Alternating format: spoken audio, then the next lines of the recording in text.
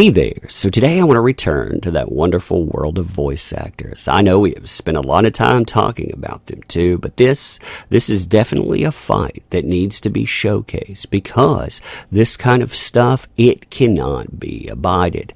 Now this is someone sitting in the periphery. If you don't know this guy for some reason, he is connected to Monica Riel, and Monica, voice actor, and also one of those Vic accusers. Now here, Ron, he basically admits that he doesn't like certain people out there. He's going to send a double standard too. He doesn't destroy jobs. He wasn't thinking about destroying old Vic, but hey, he is petty, he is vindictive, and he would go out and try to burn down other jobs, so why exactly would you believe him? Now this, it connects to a few other things we've seen too. He's going to talk about harassment, for example. I'll show you other time where he's thrown that out there to show you what the bar is for him talking about harassment. And I also want to show you exactly what he's doing here, what he's talking about when he's just trying to destroy somebody. So this conversation, it starts out talking about HawaiiCon. You can see this. And Ron, he gets called a salty bee. You can see that right there. He responds saying, "No, I'm not salty. I am happy to see his," meaning Vic, career isn't destroyed. He has been getting help and said he was going to change the way he interacts with fans and staff. That's a good thing. Not sure why I would be salty if he goes to a con. I don't know, maybe because you went out, you called him a sexual abuser. You went again and again and attacked him. You even compared other people out there to not being as bad. When I look at, say, Neil Kaplan, for example, that was one of the statements you said. Neil Kaplan, he can be forgiven because, but that mean old Vic, nope, look at all of the accusations. He's a monster. Now you're telling me that that monster that you were talking about there, the only reason he shouldn't have been at cons was because he didn't interact with fans and staff properly because of professionalism? Huh. Interesting. So, by that, we are talking about professionalism. And, well, I would say that the people you're attached to, maybe they need to go get help for that, too. But I digress. Very interesting how that spun.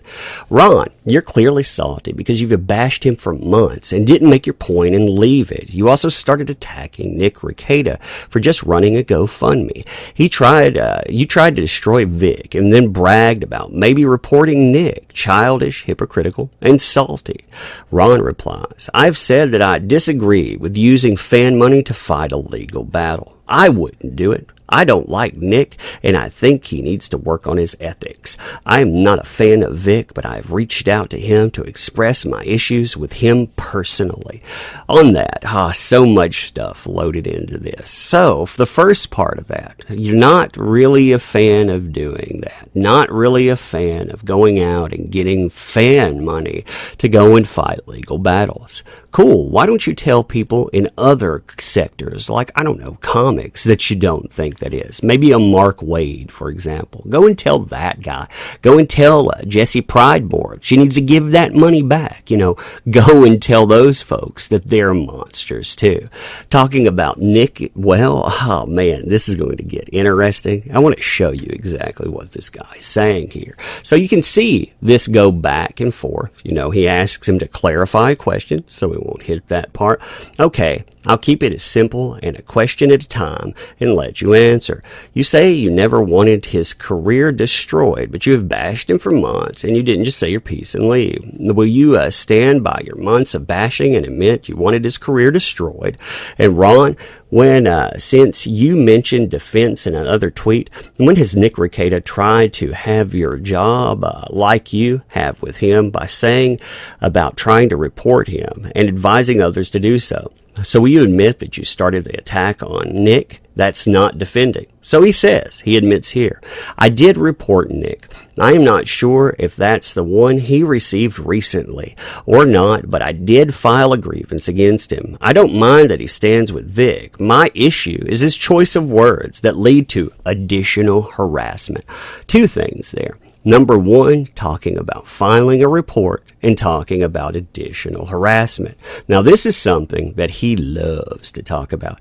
I mean, if we go back to him talking about, say, Ty Beard, here's him talking about additional harassment. Why? Because he went out and he dropped 5 words. We will be in touch, huh?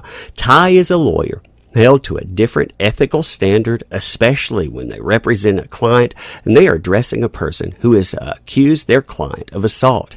I was defending my fiance. Do you see the difference? This attorney's tweet has instigated additional harassment. You can see that. Additional harassment. Also, hours before that, he says the same thing. You see, lawyers are held to a different standard of ethics, especially when it's concerning their client and the fiance of one of their client's accusers. The attorney, by tweeting versus calling me, has furthered the harassment, additional harassment toward me and my family, and it's an intimidation tactic. I see. So going out and threatening people's lives and livelihood, if they stand up, that's not an additional harassment tactic. No, them going out and saying something that you don't like, that is harassment. It's amazing to see this put together too. I mean, when you go out and you see exactly what he's encouraged, there was the conversation about quote unquote sweet cheeks, the language that he used out there. You can see this was him encouraging, hey, let's go out and let's fill out that harassment claim. Why don't you join me in trying to burn this guy's life and livelihood down? Because, hey, he had the audacity to refer to someone as sweet cheeks. And, well, when you look at that, says plenty.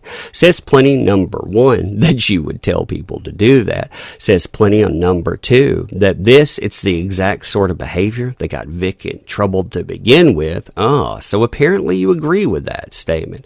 It shows how petty and how vindictive these folks are too. Now, when you see people handing that out as well, behind the scenes that this guy, he has taken that, it's a PDF, and he's probably linked that to everyone and his mother.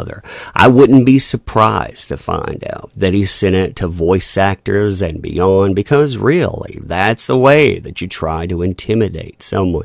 You try to put them in their place by saying, if they don't, then.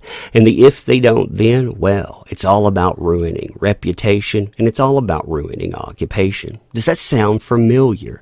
When we heard the stuff where he was talking about Vic, he was telling him that anyone out there that so much as uttered a word, Vic needed to keep those folks in line, or else, Ron was going to take them to court. He was going to burn down his life and livelihood after already taking part in burning down his life and livelihood. You see how this stuff works. There's always a victim. And well, that victim, it's not the person they go out and they throw out false accusations about, or the one that they throw out unsubstantiated claims about, which in my opinion are the same thing. I mean, if you can't prove this in 280 character courtroom, that doesn't matter any way, shape, or form. But if you go out and you actually say anything about that, or you go out and talk about the litigation standpoint, you need to be reported because of your choice of words. So you continue on through that. Apparently, he's saying, thank you for posting this here. His words, by the way, talking about Nick Rekieta, throughout this are echoed through the harassment. He tried to delete the Miss Beta stuff, but it's not gone. Again, the harassment. See how many times that pops up. And if you want to really have a fun time, go out and look up him and look up Monica and see how many times the word harassment is employed. See how they define it again. Because if you're going by the way that they define it, well, they define it as anything that so much as annoys them. As I've said before, I wander out in my lawn. I've got a hangover because, hey, it was a long night. Apparently, the birds out there, they're harassing me. Man, I'm going to take them to court. The people's court. Anyway, continuing on. There is no trying to delete the things he said. They would have been archived, and stuff he said is also on the video that's still uploaded. He only said things about you that relate to your actions after you started attacking him. Not just him, but the way he earns money. Nope, I did not attack him first. I haven't called him names that led to harassment, parody accounts, etc. But all the beta, cuck, and all of that can be traced back to him. So he's telling me that Nick Rekieta, the beta maker, Rekieta beta, that's exactly what Ron is. That basically he baited me and he cucked me. That's a terrible statement, Ron. You realize that, right? That looks absolutely terrible. And when you're going out, again, the way that you have defined harassment, it's amazing that you think that anything anyone does that you don't approve of, that's harassment. That's terrible. But of course, you going out and being part of a brigading mess. When you're talking about this is definitely a mess. Burning down someone's life and livelihood, you weren't meaning to damage someone there. You weren't meaning to burn down that guy, Vic. So, of course, you need to look the other way. But calling you a beta or a cuck, that's the worst thing ever. Now, I think that this is important, like I say, because it points out a few things. It points out, number one, the hypocrisy to this. Number two, it points out the standard when it comes to quote-unquote harassment, and it also showcases what these folks try to do in order to intimidate and coerce. They will go out and they will take pot shots at your life and your livelihood. They will try to burn down who and what you are. Why? Well, because that's second nature to them. And it says that if they will do this right here out in the open, they'll remove it from behind the scenes. Imagine what they would do from behind the scenes. Imagine what they're into right now, who they're into it with. I imagine when Discovery comes up, we might actually have some very interesting stuff coming. But anyhow, you tell me what you think about all of this. If you like this kind of content too, if you say, that umbrella guy, I love what you do. I love your channel. In fact, I'm going to go out and get a legal document and send it to the government because your channel is harassing my heart. Oh, isn't that nice? Isn't that sweet? Go out, hit that sub button, hit that bell for daily content. And if you want to go further, if you say, man, those people like Ron, I don't want them getting there first. In fact, I want to hire a team of lawyers so I can do that in the intro. Yeah, make sure that you hit those links in the description. Seriously, check those out. They definitely do help out channels. Not just this one, most channels utilize them. If you want to leave comments too, I definitely would like to look at those, pro or con. You don't have to agree with what I say. I appreciate you being here. And that's the thing I want to end on. I want to say that unlike these folks, in the periphery that benefit from other things that pretty much collect your money, they've forgotten you. They have totally forgotten and will attack you at leisure. For myself, I don't want to be like that. I don't want to be like these folks. I want to remember who makes all of this stuff possible. And well, I'm reminded of that day and day again. So I want to end this by saying thank you. I appreciate you, and we'll do it again soon. Thanks.